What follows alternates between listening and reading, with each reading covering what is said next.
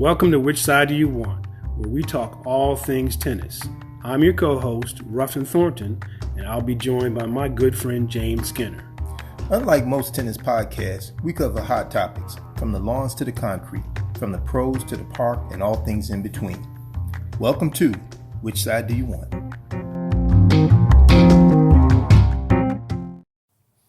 Hey, welcome back, tennis fans, as we come back to you from the wonderful studios here at Another Wave Media in Chesterfield, Virginia. So how have you been, Mr. Skinner? I've been doing fine, Ruffin. How are you? I'm doing all right. How things going with the 9 to 5 nowadays? The 9 to 5 is still 9 to 5. Well, actually, it's 9 to 7 sometimes. It's like, but yep. We just working with the youth.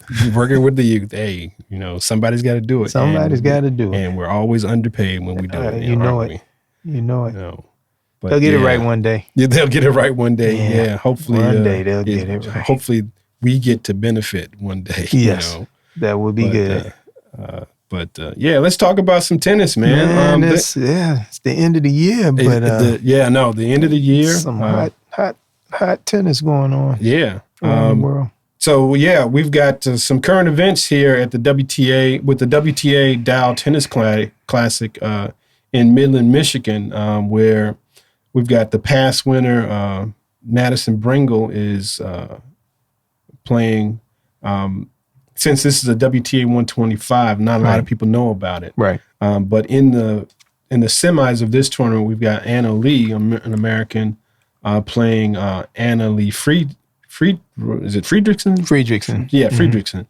And on the other side, we've got our favorite Catherine McNally playing. Peyton Stearns. She's another young American. Right. So it's a good time, for you to get points. Yeah, it's all about getting points. Get those points to boost your ranking up. Exactly. Also, we're going to talk about the WTA Finals, which is also happening in the Midwest, this time a little further south in Fort Worth, Texas, where the past winner, Garabine Muguruza is the past winner. And then in the doubles, you've got Barbora Krejcikova playing against or had won with her partner, Katerina Siniakova. Yeah, strong team. Yeah, strong team. And then they've been strong for a little bit now. Yeah. On the men's side, we've got the ATP Rolex Paris Masters. Oh boy, back in Paris, and man. First of all, so the past winner of this tournament was Novak Djokovic. Yes, and he's back at it again. He just pulled out a win over Stefanos Tsitsipas in a tight third set tiebreak. Yeah, right before we started this cast. So. Right. And he's going to be playing the upstart Holger Rune, who took out FAA. Yeah, that was a big. That was an upset to me because Felix Auger-Aliassime has been playing lights out. He had a 16-match winning streak. His serve was just it was coming into play. He was playing crushing the ball and. Indoors, one thing indoors, but it's at the end of the season. But it seemed like everything was coming together for him. But Holger Rune, he broke his serve 3 out of 8. He broke serve 3 out of 8 times. Right. The opportunities he had, he took advantage of them. He put pressure on FAA, and I think it just.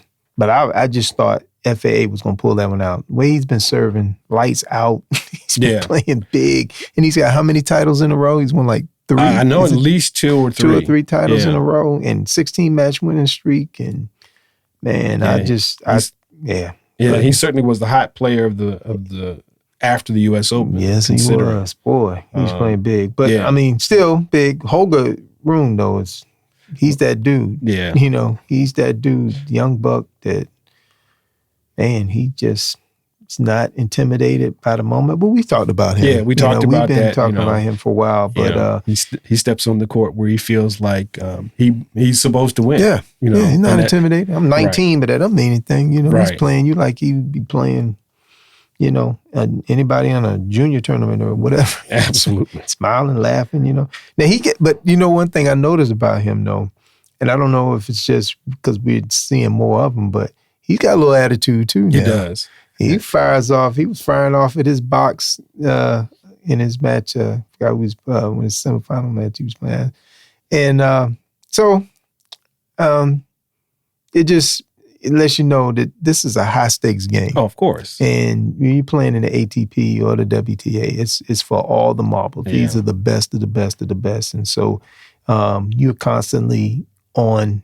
You're on the wire, man. Yeah. You have to constantly bring it.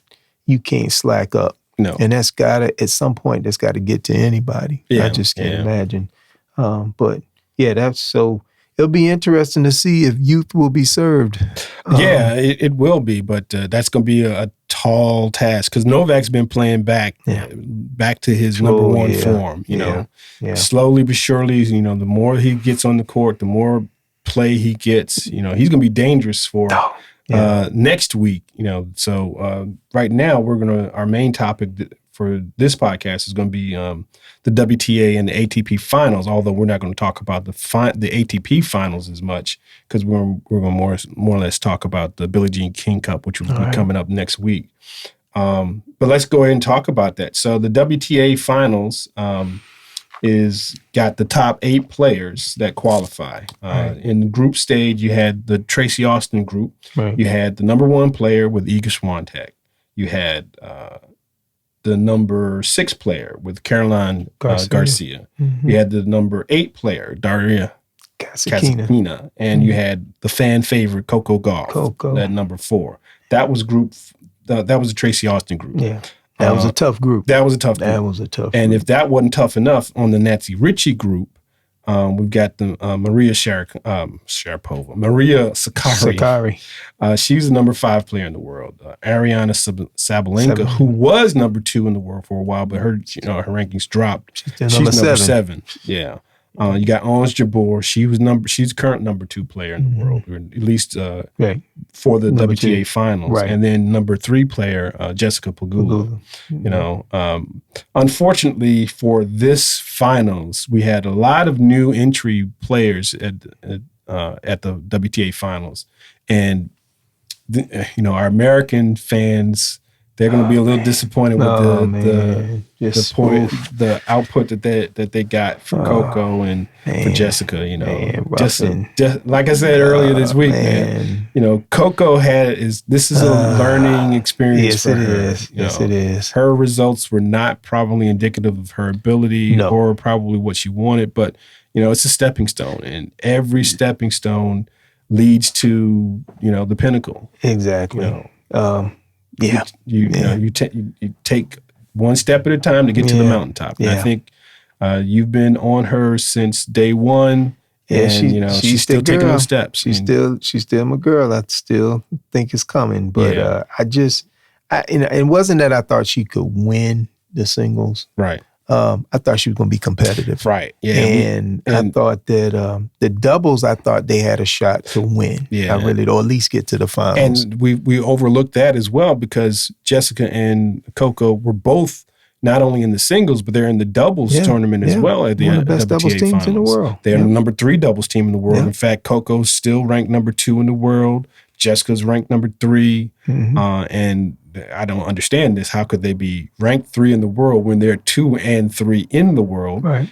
And the number 1 team has the number 1 and number 4 player in the world. So I can understand that, but I don't understand how the number 2 team in the world could be over those 2 players. But we digress about that. That's their kind of WTA math. Yeah, I guess so. I don't know what that is. We don't have to. We don't really know about that. But they just. Just couldn't. I don't know. Pegula. She was in her matches. That match with Sakkari, 7-6, 7-6. It was tough. She had her chances. She was up in that set and just couldn't pull it off. But and then she went 3 with Ons Jabeur. Right. She was in that one too. And she started off with gangbusters in that one because she had a 6-1 first set. But Ons Jabeur, crafty player, just kept coming at her. And with different stuff. Yep, with different stuff. And she eventually got those breaks, and that was all it took. And Jessica couldn't get herself back up in there. But Coco was just couldn't get a set, man. Right. She couldn't win a set. And then in the doubles, she and Pegula just, I don't know, it was tough. It's tough. And I think part of it is experience. This is the first time for both of them. Coco Gauff is still, I keep forgetting, we all forget she's still 18 years old. Right. So her best tennis is still ahead of her. Still way ahead of her. And Pegula, I think also lack of experience at this type of format, this level of play constantly, night in, night out. And it's at the end of the year too. Right. So it's a long season. Yeah, but they both had, this doesn't take away from their seasons. They both had outstanding seasons. And I think, they're going to represent the USA very well. Come to the end of this year, I think in the BJK Cup, and also next year, I think we're gonna look for some things from them. It's gonna, Yeah, I mean, and if there were a real off season, they'd have some time to really work on some stuff. Right. Well, but I think they'll get there. They both. Coco's got solid coaching behind her now, and I think Pegula, she's got solid coaching behind her now too, because she's got David Witt and her coach, Venus's former coach, I think, and. So yeah, I see that I see them both on the upswing. I think their upside is real, is way up. Yeah, and like to see. I think in the future they're going to do some things next year. But this was just not the time. not the best time. But the future is still bright for both of them. Right. Even if Jessica is a little older, especially since she's 28, and, but she's got 10 years. But I don't want to digress too much, but both of their stories are kind of, different. Coco, is from working class family. Both were both athletes, and from Florida, right? Floridian, and Jessica Pegula, of course, she's from wealth. Yeah, she's had a different upbringing. She's a different upbringing. But don't let that fool you. No, she's earned everything that without she a has. doubt. She played, because it was just money. Right. Any rich kid whose parents can afford to pay for them to get all the best lessons would be pros, and they're not for a reason. Yeah. But she is, because you're right. She's earned it. She's worked it, and her career is just. She's a testament to not giving up. Right. Keeping there, fighting hard work. Hard work. And you have a dream. And for any young person out there, even if you don't have the resources that she had, she still had to work. Even though and you'd have to also. And if you have that dream, you don't give up. You keep fighting, and she had talent. Yeah, I mean, she still had the talent. She still had the talent.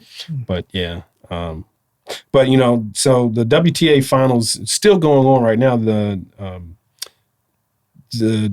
The Nancy Ritchie group semifinal representatives have already been decided. Yeah. Maria is, like I said, is going to be a semifinalist, and the Sabalenka is going to be a semifinalist. Out of the Tracy Austin group, we assume is going to be Iga Swiatek, because in her matches she's already 2-0. She's and she plays Coco, who hasn't won a match yet. Yeah. Here's the thing, and I'm just gonna say this. Okay, all right. Swiatek's got nothing. She's gonna win. She's playing on folks. She's gonna win. She's gonna win this title. But Coco, so she's out of it.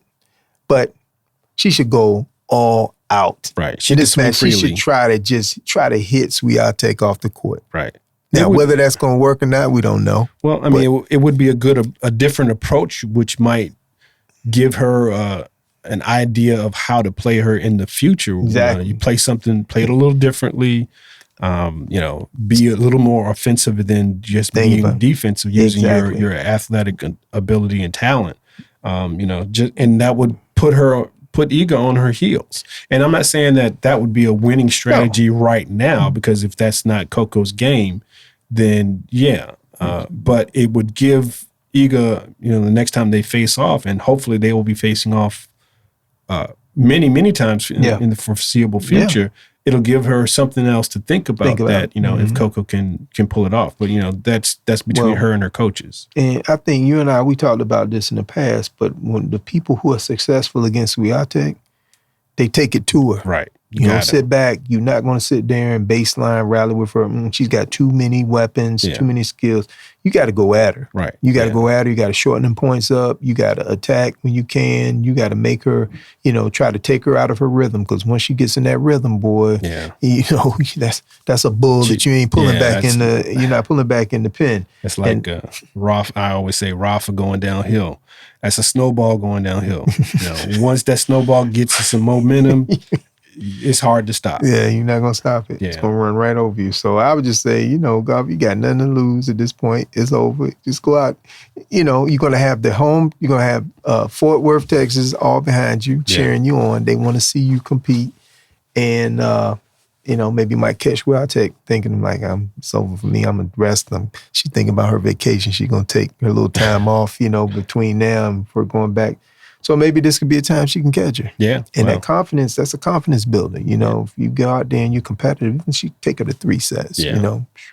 That could, never know what that'd do for her little psyche and get her ready for BJK Cup, and then she'll take her a little break and then get ready for the season going to Australia in January. Yeah.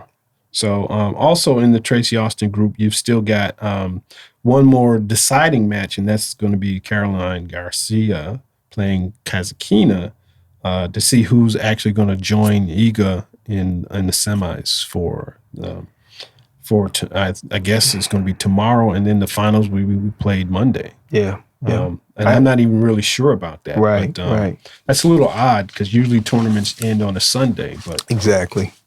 Yeah, they stretched it out. And then you have, I was saying that Kasatkina, you have to always respect her because she's got game. She's got game. Now, Swiatek took her down when they played, let's say 2 and 3. But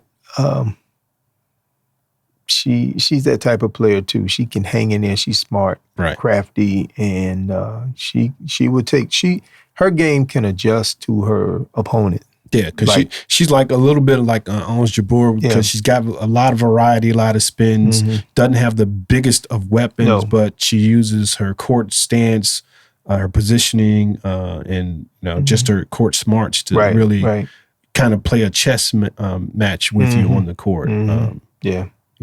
She can lull you to sleep with some slow stuff, and then all of a sudden you're like, where'd that big ball come from? So and she gave Coco fits in that match they played. I mean, it's just that because Coco was up she was up in that first set. And I think, she had a few little stumbles, and then her confidence, and that she lost that tiebreaker and her little confidence went down. And then Kasatkina found that opening. She got that break in the second. It was all she wrote. Yeah. And Coco just put more pressure on herself, trying to, learning experience for it. That was a good learning experience too, because as a KG veteran player, that type of player that hopefully this time next year she'll be able to beat, Yeah.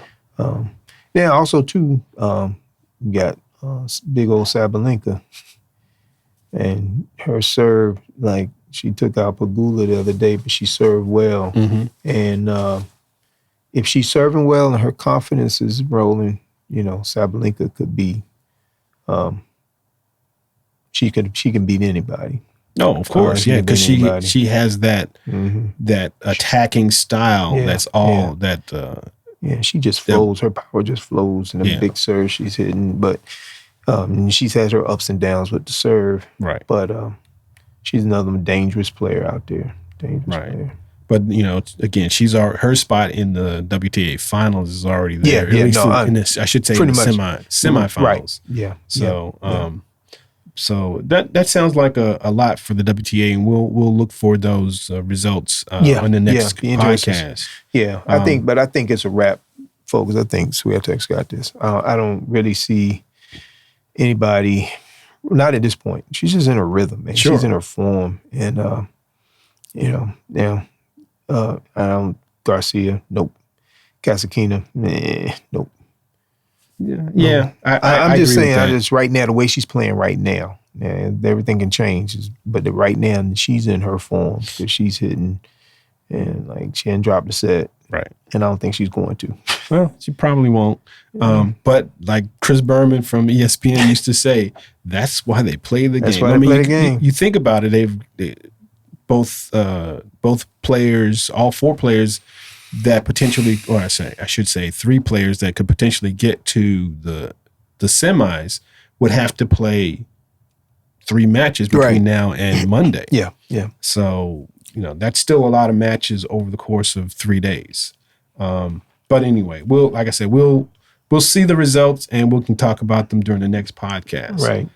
So just to talk real quickly about on the men's side. So next week is the ATP Tour Finals with the top 8 men who are playing in the year-end finals. So you have Carlos Alcaraz as the number 1 player. You got Rafael Nadal as the number 2 player. Danily Medvedev as number 3. Casper Ruud, number 4. Stefanos Tsitsipas is the number 5 player. We forgot the number 6 player in the world right now is Alex Zverev. But he's currently injured. Right. He still hadn't come back from his injury.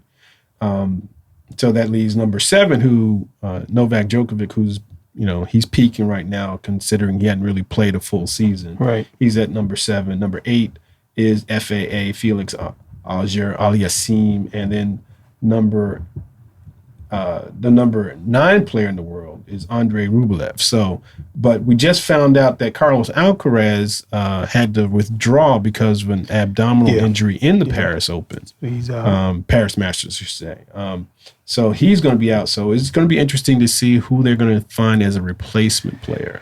And maybe Taylor. Maybe Taylor, maybe someone else. I think Taylor Fritz is the next player up. And it's interesting since we're talking about potential player withdrawals. I think Rafa might potentially withdraw just because he hasn't really been playing. I mean, I think the loss in the Paris Masters to Tommy Paul was a bit of a shocker. Yeah. Although Tommy Paul can definitely play well, he's not playing Grand Slam level tournament.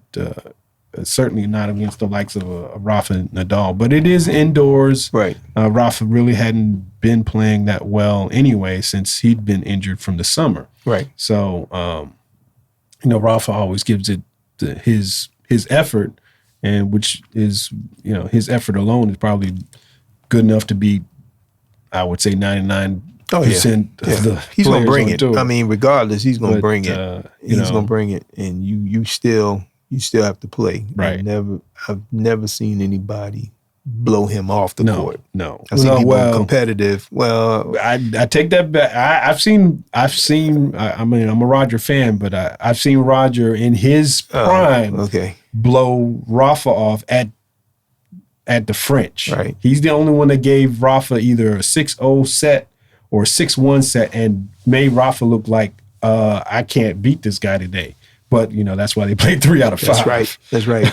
No, that's true. And Soderling. Yeah, Soderling also was a matchup problem for Rafa too. Yeah. Because Soderling was never bothered by his number 1 pattern, which was to take you out wide with that 2-handed backhand. Yeah. But and then them big high kickers that Rafa Soderling can handle because they were right in his strike zone. He's a big, tall guy. Big, and he actually moved well enough to really cover the court on clay. I know. But that's what the ATP Tour Finals is going to be about. But again, we don't really want to talk about the men so much. We want to really focus our attention on the ladies. On the ladies. You mentioned the Billie Jean King Cup. Yeah. So the finals begins this week. Yeah. And let's kind of talk about that. So first of all, it's a different format than what we've had and what we've seen in the past. Yeah. Than the old Fed Cup format. Yeah. Which was kind of like the old Davis Cup format. Right. Exactly like the Davis Cup format. Mm-hmm. So now they've got group stages, and this is the another group stage where you've got the last 12 teams broken into groups of 4. Right. So in group 4, in group A, you've got Switzerland led by Belinda Bencic and Jill Teichmann. being a formidable team. In fact, Switzerland is the number 1 seed in the overall tournament competition. In Group A, Switzerland's joined by Canada. They're led by Leylah Fernandez and Bianca Andreescu, for both Grand Slam finalists, and with Andreescu being a winner. Italy is also in Group A. Italy is led by Camilla Giorgi, who's been playing a whole lot better considering her career. Also in Group B, you've got Australia, who's the number 2 seed, led by Ayla Tomljanovic. And Serena Slayer. Serena Slayer. Also in Group B, you've got Slovakia's being led by Victoria Kudermetova. No, I'm sorry, not Kudermetova. Kuzmova. Victoria Kuzmova. We get those players mixed up with those Movas, all the overs, the overs and the Vichys, the Vichys. And then also the third team in Group B is Belgium. They're led by a formidable team with Elise Mertens, Alison van Uynek, and Krista Flipkens. So that's going to be a tough team out of Group B. Group C has Spain, being led by Paula Badosa, the current number 4 player in the world. It's interesting that she didn't qualify for the WTA Finals. But she's but that's definitely a points thing. Right. Kazakhstan is the second team coming out of Group C. They're playing Elena Rybakina, playing with Elena Rybakina and Yulia Putintseva. Putintseva. Again, 2 tough players that can both play singles and doubles. And to wrap up Group C, you've got Great Britain, who's got Emma Raducanu and Heather Watson, another Dart, and Harriet Dart. Oh, Harriet Dart, she's more of a. I'm not that familiar with her game, but is she more of a double specialist or? No, she plays doubles, but she's been kind of like, she was a singles player pretty much. But that's just not, she hasn't scratched up in that upper echelon yet. She plays well at points, but that consistency, she needs to get that consistency now. But this is, it's Billie Jean King Cup. So it's a competition and you're representing your country. And sometimes that brings out players that on the tour are not the strongest, but they get in this atmosphere, and then they shine. That's right. And she's playing home, where she's playing in Scotland. And so the crowd's going to be behind her, and maybe that confidence builder. Because what was the Davis Cup player, James, who played for Great Britain? And he couldn't do nothing on the tour, but when we played them, or he plays anybody in Davis Cup, he was like a beast. I can't think his last name, but I know his first name was James. But this guy, he just became a beast in Davis Cup. The only other James that I can think of that might be from Great Britain would be James Draper. No, it wasn't James Draper. No. I don't think it was. It may have been, but I can't remember. But this guy would just come out and just play lights out. Right. That team competition will do that for you. Yeah, some players, And if they get the crowd, like I said, they get the crowd behind her. If they get, they don't get nervous. They get, going out there and fight. You never know. That brings us to the last group. Group D has probably the toughest overall group, in my opinion. USA. You got the Czech Republic led by those Kovas, Barbara Krejcikova, Karolina Pliskova, and Katerin Siniakova. And the number 1 doubles team in the world. Doing it up solid at the WTA. Singles players too.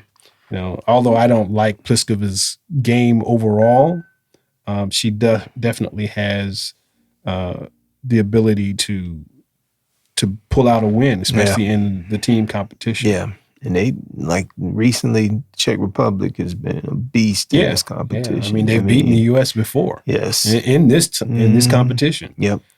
So, United States, we got a decent team too. Yeah, now. but we'll leave them for last. Yeah, we'll leave them for last. So the second team in Group D is going to be Poland. That would have been led by Iga Swiatek, but she's got her hands full. Yeah, she's not going to play, and not going to be playing. Also, that leaves the team being led by Magda Linette. Yeah. So that leaves the last team of Group D that we'll talk about, and we'll start about just talking about the Billie Jean King Cup Finals. We've got a very formidable U.S. team with the likes of two players who like we talked about earlier, didn't have the best WTA Finals, but they should be looking forward to this team competition with Jessica Pegula, Coco Gauff, the number 3 and 4 players in the world. Right. There also be added to the team. You'll have Madison Keys, who's currently number 11. I did not realize that. Yeah. I'm glad to see Madison back there because she's been as high as number 8 in the world. Right.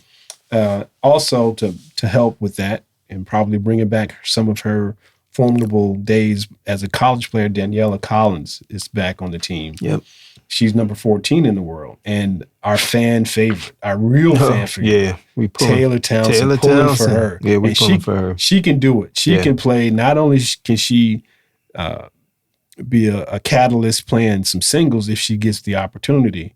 I probably don't think she will, but she can also handle herself playing doubles. If one of the players like Coco or Jessica doesn't feel like they're up to it. Yeah. So in fact, I thought I heard that Coco wasn't feeling that great for this WTA Finals. That I don't know if there's any truth to that. Maybe that that could have had something to do with her play. That's possible. It's been a long year. It's a grind. Yeah, it's really a big grind. And she's 18 years old, man. Right. She's a kid. She still hadn't fully grown and developed, physically yet. So, it's got to take its toll on her. That's a possibility. Yeah. So another thing. Note 4 Floridians on this team. Oh yeah. Gauff, Collins, Pegula, Keys, and Keys.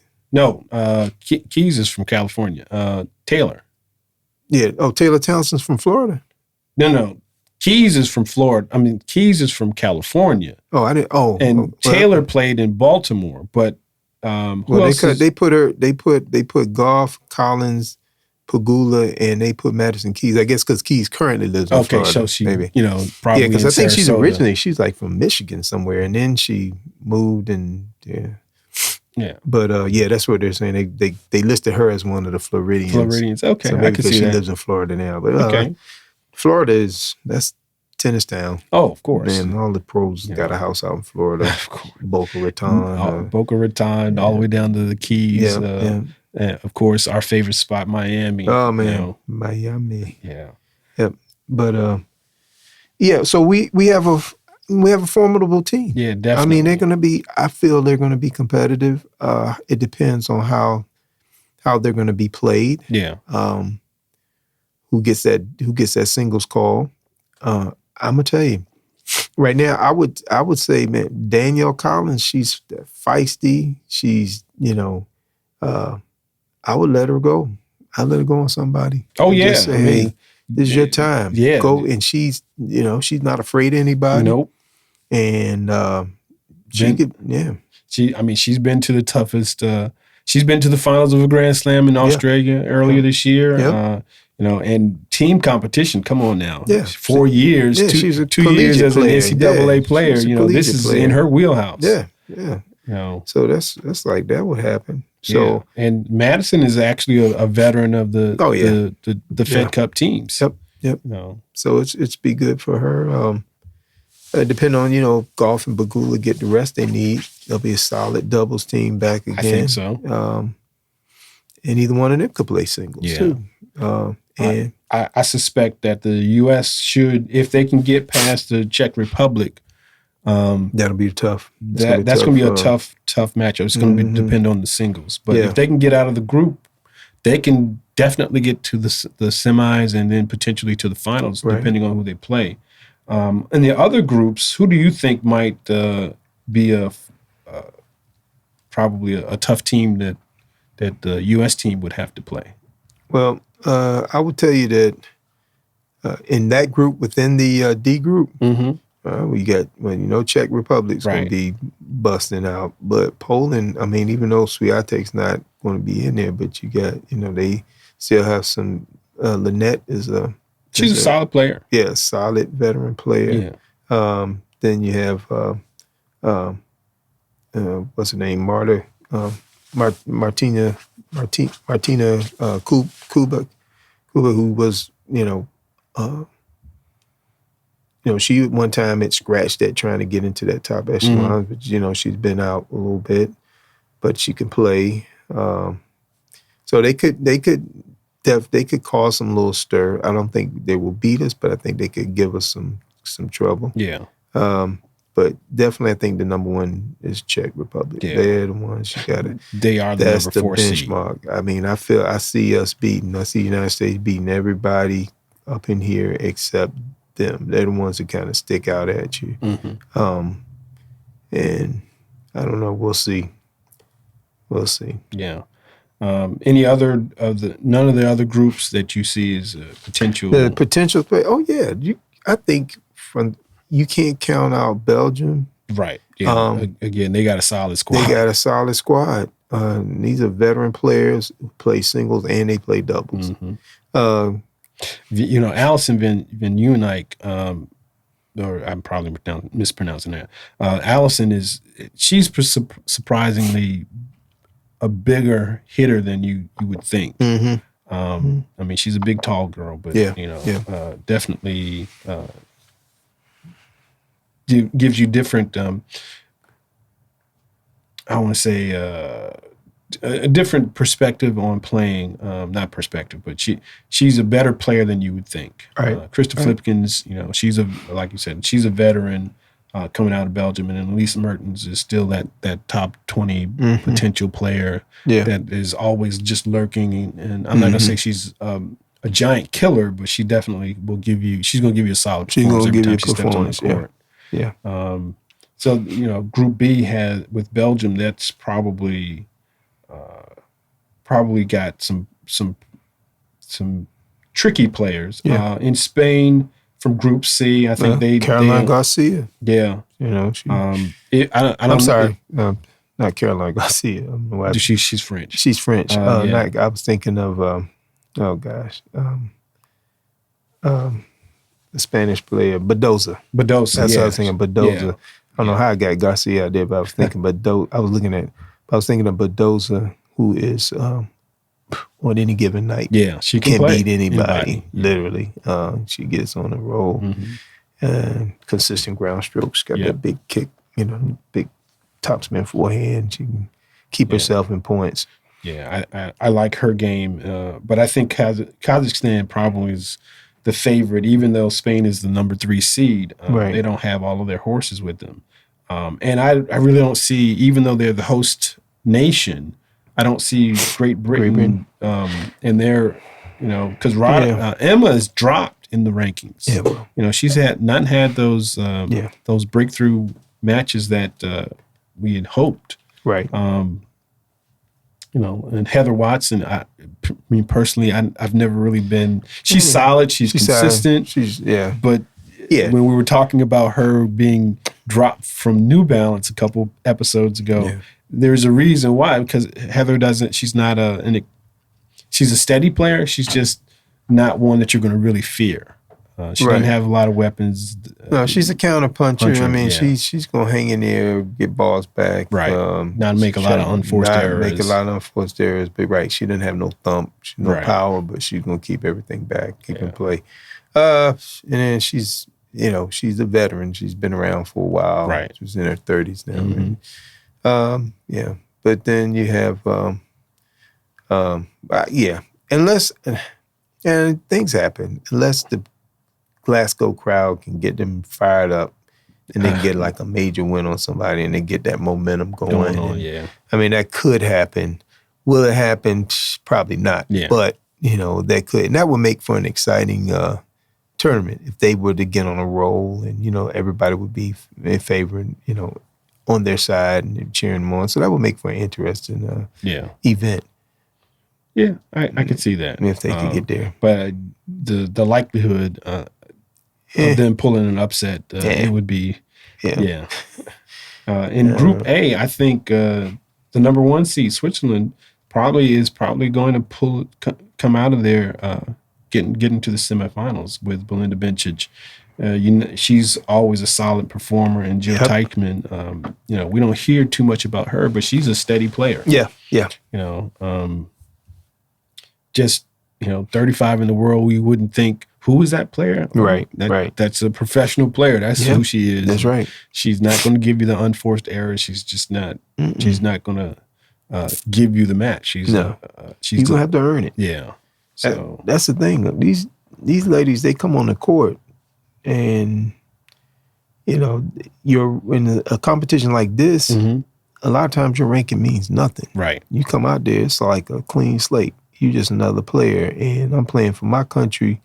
And this is indicative of how great my country is. This way, I mean, it doesn't really mean that, but that's how they view it, because that's the motivation that's going to get them to go out there and play hard and go out there and try to make something happen. So I'm hoping that, these teams we know we're going to see some great tennis. That's the thing, because you got these great players going against each other. But then once you put on there the competition for your country, and you go out there and you got USA or you got Spain or Slovakia or Italy on your chest, then it's a different, you're playing for a different energy.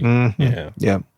And so we're hoping that will make for a very interesting and fun tournament to watch. I don't want to see one team just blow everybody away. No, I don't think that'll happen. Want to see the competition, the competitive. Yeah. I think it will be, but it'll be a good team competition, and hopefully we get a chance to see it on Tennis Channel or ESPN here in the States. Yeah. So that's all I got for the Billie Jean King Cup. But we'll look forward to the Davis Cup on our next podcast as well. Yeah. So do you have anything for our normal segment where we talk about this day in sports, or do you want me to come up with something? I'm gonna go ahead and throw that on you. Okay. Rough and Thornton.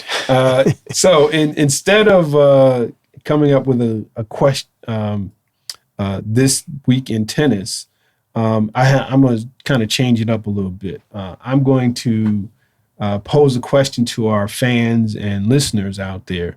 The question I have is, let me pull this up. Can you name, since we've been talking about the WTA, can you name the original 9 that started the WTA? I think that would be interesting. And, if you're really fair, don't go Google it. No. But if you do Google it, find out who were the original 9 and when they actually started the WTA. Because how much money did they make? Yeah, how much money did they sign for that original? How much money did they originally sign when they created the group of 9, the original 9 that started the WTA? That would be interesting. We'll give you a hint. It starts with Billie Jean King. So Billie Jean King was one of the original 9. So that means you got 8 players to find out and figure out who started the WTA tour back in the 1970s. So, You got anything else? Anything parting for us for this episode? The only thing I want to give a shout out to a program I've been working with some kids with. I9 Sports, the tennis program they just started. Those are some great little kids. Okay. And so I just want to shout out to them. Do well in school. Keep playing tennis. We're trying to grow that sport. Cool. If we don't get children involved, the sport won't grow. So if you got a kid out there, your son or daughter, and you're looking for a sport for them to participate in that's going to help them not only to grow physically, but to grow as a person, try tennis. Yeah. You got a lot of programs out there to get kids playing tennis. So I would tell your parents to go look online, look for a decent program there. And there are a lot of programs that are free. Mm-hmm. You just need your kid to show up. And a lot of them, you don't have to have a racket. Just come out there and just show up. Show up and have a desire to want to play and learn this great sport. Yeah. And the USTA the United States Tennis Association will always be there to help and guide them in any way that they can, because they also want to grow the sport just like we do. That's right. Exactly.